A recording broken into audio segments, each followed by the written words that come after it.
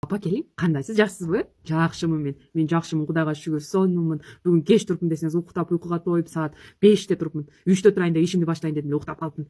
Анан эшикке чыктым. Эшикке чыксам эле уйлар 20 уйдун баарыны саап салдым. Саап туруп эле каймак кылып салдым.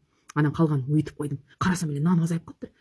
Нанбы деп чуркап барып эле камырларды жасап, нандарды жаап салдым.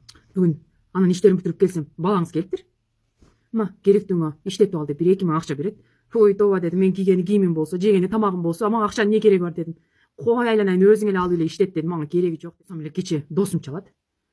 Досум чалып эле барып эле базарга барып келели, кичине айланып келели дейт. Сен эмне кичине башың айнып калдыбы дедим. Мен эмне кыларга ишим жокпу? Сен мени айлангыдай эле. Кой, барсаң өзүң бара бер, бекерчисиң. Мен иштерим бар, ишимди кылайын дедим. Тоба. Мына халатым менен көйнөгүмдү карасаңыз. Мына халатым менен көйнөгүмө билесизби, 10 жыл болду жаңы келин болуп келгенде алып бергениңиз. Дагы деле сонун бойдон турат го. Кийим кереги жок, дагы 10 жыл кийем муну.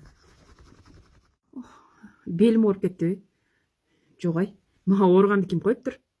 Жанакы куйрук калды эле, тойдон келген куйрук. Ошону кызытып эле сонун кылып кызытып койсом, сонун болуп калдым, зыңкыйып. Азыр ошо. Апа, мына стулдогу мантадан алып отуруңчу, жеп отуруңчу апа. Мен азыр да мына чай ичкенче жөн отурбайын деп, нердеги столдун чекесин тазалап отурамын.